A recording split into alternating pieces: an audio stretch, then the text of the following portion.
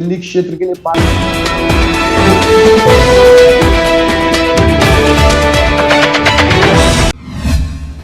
कर्ज नहीं चुकाने वाले किसानों की जमीन नीलाम नहीं कर पाएंगे बैंक।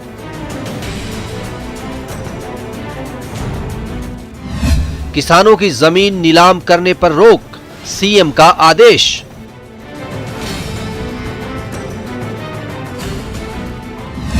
अलवर और दौसा की नीलामी प्रक्रिया प्रशासन ने की कैंसिल।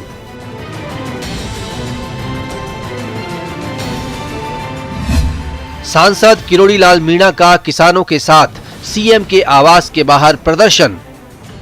मंत्री जी को सुनना चाहिए, संवेदनशील है, गांधीवादी है, उन्होंने कर्ज माफ करने की घोषणा की थी, क्यों नहीं सुनना चाहते?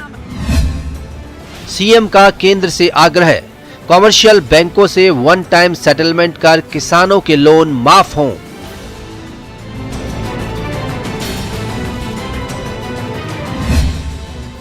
गहलोत का ट्वीट, किसानों की जमीन नीलामी पर रोक का बिल पास हुआ।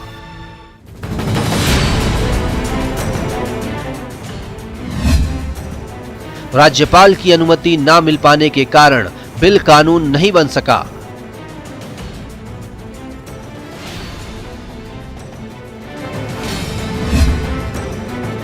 गहलोत ने कहा, बिल को अनुमति मिलेगी, नीलामी की नौबत नहीं आएगी।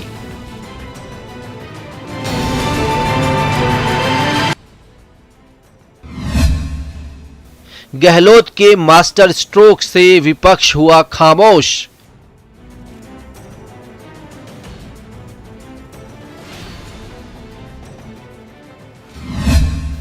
नीलामी पर रोक, किसानों को राहत।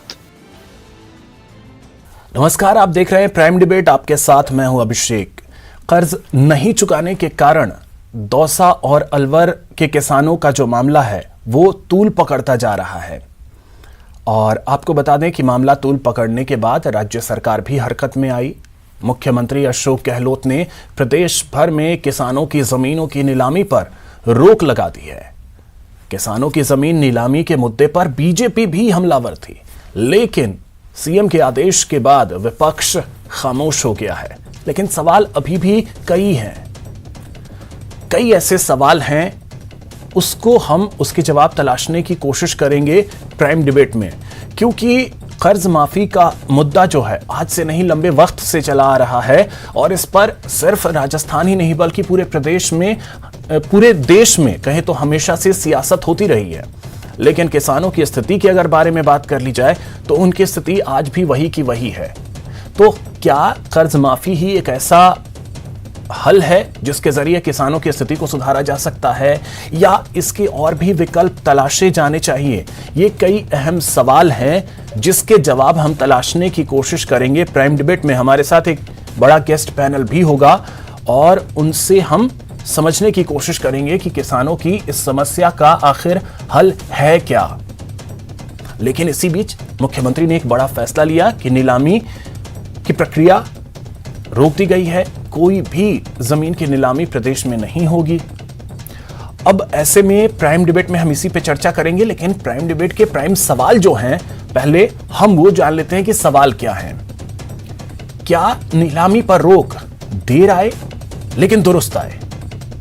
अब सवाल नंबर दूसरा यह है कि किसानों के कर्ज मामले का हल है क्या, और साथ ही ये कि कर्ज नहीं चुके तो बैंक की स्थिति क्या बिगड़ जाएगी? ये कुछ ऐसे सवाल हैं जिसके इर्द गिर्द प्राइम डिबेट में हम चर्चा करेंगे और जानने की कोशिश करेंगे कि किसानों की इस समस्या का समाधान आखिर है क्या।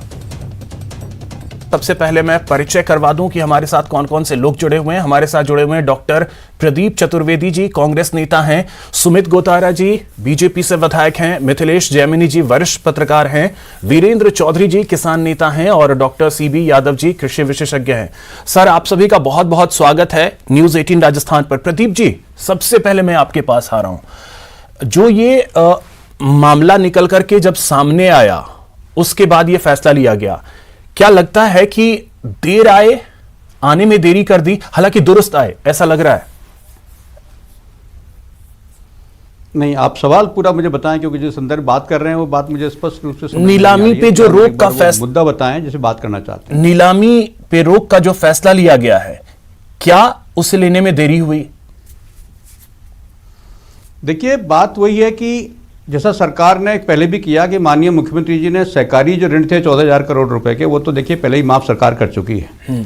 ये मुद्दा जो राष्ट्रीय बैंकों को लेकर जो संबंधित मामला है, इस मामले में राज्य सरकार ने एक पत्र लिखा है केंद्र सरकार को कि जो राष्ट्रीयकृत बैंकों के जो लोन हैं, उन लोन पे जो 6,000 करोड़ का जो लोन है, जो ऋण है, वो बैंकों ने एनपीए कर दिया। अब एनपीए चुकाना तो पड़ेगा। तो अब सवाल ये है कि सरकार ने अपनी तरफ से इसमें पहल करते हुए, क्योंकि किसानों की जो भी स्थिति है, अगर किसान सुदृढ़ होता, समृद्ध होता, तो शायद ये लोन पहले ही चुका दिया गया होता।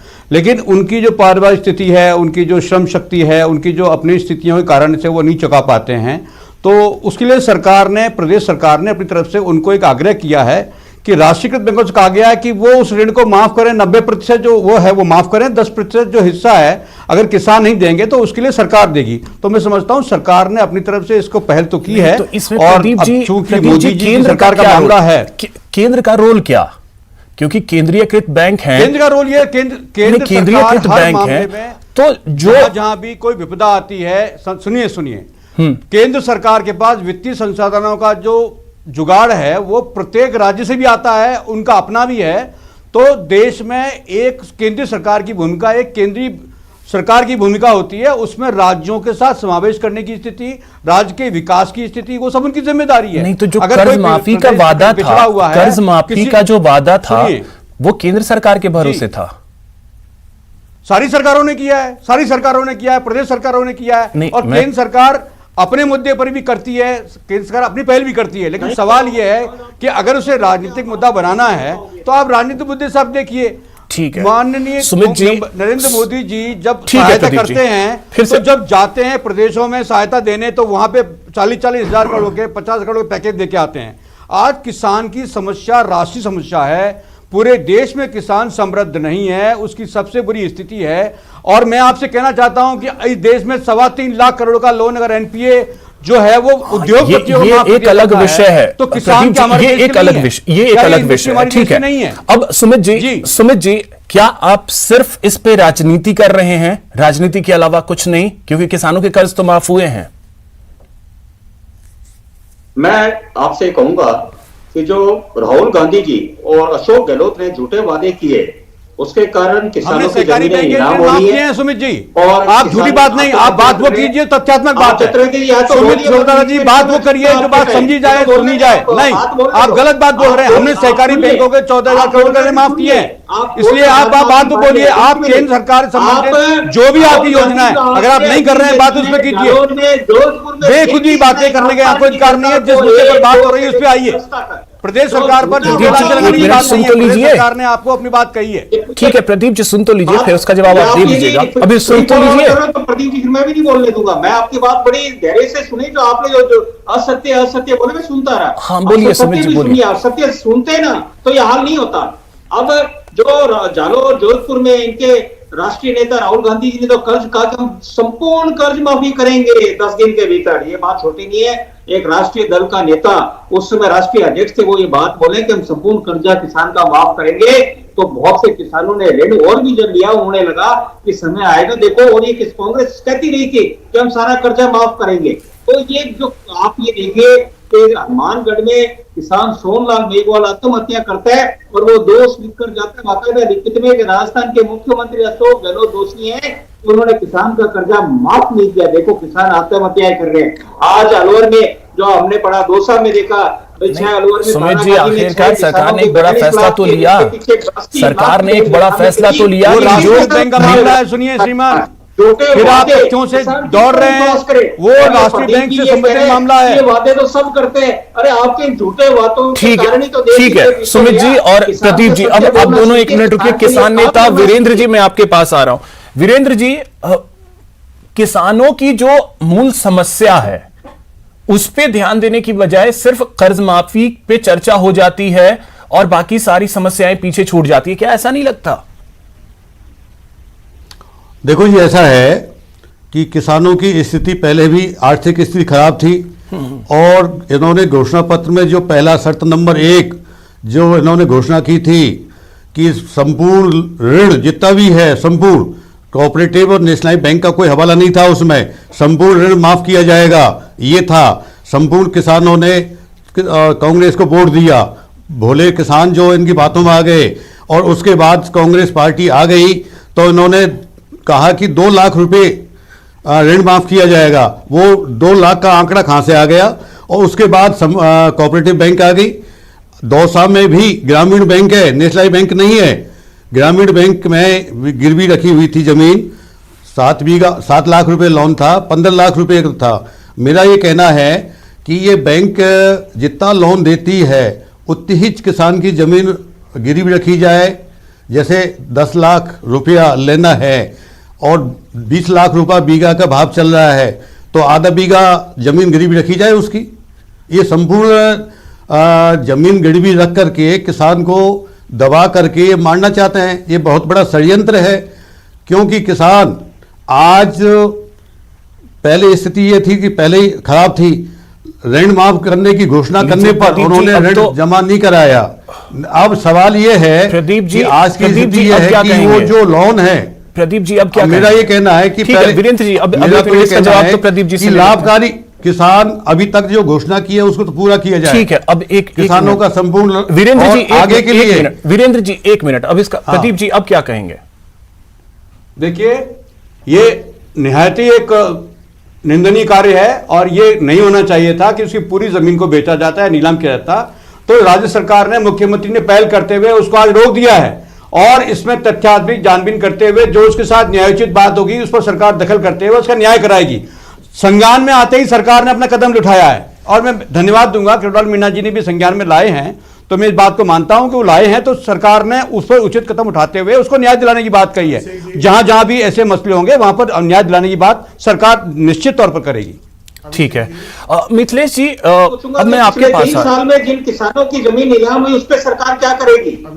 ठीक है सुमित जी, एक मिनट सुमित जी, एक बार मैं एक कमेंट मिथिलेश जी से, पर क्या कार्रवाई करोगे आप? सुमित जी 1 मिनट में एक कमेंट। मिथिलेश जी, मैं आपसे अब एक चीज समझना चाहूंगा कि जो एक्चुअल समस्या है, क्या कर्ज माफी से हल हो जाएगा?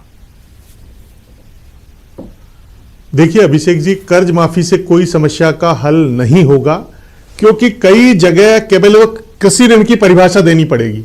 कई जगह किसानों ने फॉर्च्यूनर गाड़ी खरीद रखी है और जमीन मॉर्गेज रख रखी है, वो क्या कृषि ऋण है? सबसे पहले कृषि ऋण को परिभाषित करना पड़ेगा कि उसने खेती के लिए लोन लिया है, उसने बीज के लिए लिया है, जमीन को समतल करने के लिए लिया है, ट्यूबवेल के लिए, तो वो कर्ज माफी में आएगा। लेकिन कई किसानों ने अपनी जमीन पर तेल मिल लगा रखी है, तो क्या वो कर्ज माफी में आएगी? कईयों ने फॉर्च्यूनर ले रखी है, तो क्या वह कर्ज माफी में आएगी? तो इस भ्रांति को दूर करना पड़ेगा। दूसरा, जो इस सरकार में ये हुआ कर्ज माफी वाला मामला, ये कोऑपरेटिव डिपार्टमेंट से है। तो सरकार का जो एक बहुत बड़ा सिस्टम है, कई विधायक भी उनके सलाहकार हैं, कई ब्यूरोक्रेट्स उन्होंने रख रखे हैं सलाहकार के रूप में, तो क्या वो सो रहे थे क्या? सबसे इंपॉर्टेंट चीज है कि क्या वो सो रहे थे क्या, कि जब इतना बड़ा एक मरधोरा ग्रामीण जो किसान बैंक है, केसीसी के पैसे थे जम्मू रामगढ़ में, एसडीएम ने सरकार को सूचना क्यों नहीं की? जबकि मुख्यमंत्री अशोक गहलोत 2023 में वापस आने के लिए कह रखे हैं, देश में सबसे पहले कृषि बजट लेके आएंगे अलग से। किसानों के उन्होंने हर महीने के 1000 रुपए का बिजली का अनुदान दिया है। ये तमाम होते हुए उनके जो अरबी घोड़े हैं, जो ब्यूरोक्रेट्स हैं और जो विधायक हैं, जो सलाहकार बन के बैठे हुए हैं, क्या उन्हें पता नहीं था कि क्या चल रहा है रेणी में 11 किसानों के साथ? और दूसरा, इसमें इंपॉर्टेंट जो चीज है कि कर्ज मुक्ति के बजाय किसानों की आय कैसे बढ़ाई जाए, इस पर कोई सियासतदार बात करने को तैयार नहीं। एक्चुअल समस्या जो है वो यही है कि किसानों की आय कैसे बढ़ाई जाए, उन्हें एक वोट बैंक के रूप में यूज करना चाहते हैं। ठीक है, और सबसे इंपॉर्टेंट है कि सारे सियासतदार एक नारा लगाते हैं कि जिसने कोई किसी ने ठगा नहीं, किसानों का कोई सगा नहीं। 1 2 3 4 किसानों की जमीन नीलाम हो गई। ये नारा लंबे समय से चलता आ रहा है। सीबी यादव जी हमारे साथ हैं, किसानों की स्थिति बदलने के लिए नहीं। ठीक है, मिथिलेश जी आता हूं फिर से। सीबी यादव जी हमारे साथ हैं, करेंगे तब तक इसका भला नहीं होगा। ठीक है, सीबी यादव जी कृषि विशेषज्ञ। सीबी यादव जी, कर्ज माफी को लेकर के हमेशा चर्चा होती है, किसानों की जो समस्या है एग्जैक्टली मैं आपसे वो समझना चाहूंगा, क्योंकि आप काफी जुड़े हुए हैं इस क्षेत्र से, काफी काम करते हैं, तो इसके बारे में मैं समझना चाहूंगा कि एक्चुअल समस्या जो है, जड़ वो है क्या? अभिषेक जी बिल्कुल सरल शब्दों में इस एक्चुअल समस्या को समझ लीजिए। 2 ही पॉइंटों में इसकी एक्चुअल समस्या समझ में आएगी। पहली चीज, देश में कृषि आबादी जो पूरी तरह से खेती पर निर्भर है, ये सरकारी आंकड़ों के अनुसार 58% है। अब राष्ट्रीय बजट में एलोकेशन कितना है ये देखिए कि खेती और किसानों के लिए एलोकेशन कितना है, ये कितना प्रतिशत है, 2 से 2.5%। तो ये प्राथमिकता दिखाता है। मेरी आवाज आ रही? जी जी बिल्कुल आ रही है, बोलिए। हाँ, तो ये प्राथमिकता दिखाता है। दूसरा आप देखिए, जिसे हमारे वरिष्ठ पत्रकार जी कह रहे हैं कि किसानों की आमदनी बढ़ाने पे कोई बात नहीं करता है। मूल समस्या तो यह है कि किसान की आमदनी बढ़ाने का एकमात्र तरीका है कि उसकी उपज का पर्याप्त भाव दिया जाए।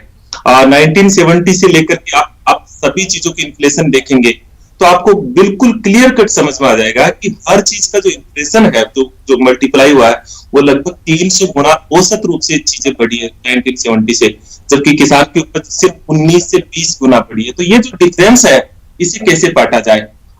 ये जो मार्केट पॉलिसी है सरकार की, नीतिगत पॉलिसी रही, उसके कारण जो है किसान तो सीबी यादव जी, जो ये बातें इतनी होती हैं, क्या किसानों को सिर्फ सब्ज बाग दिखाया जाता है? इतनी बातें जो होती हैं, सारी चीजें बेसिकली हमारे यहाँ खेती और किसानी की रिसर्च नहीं होता है और इस तरह के रिसर्च को प्रमोट भी नहीं किया जाता है।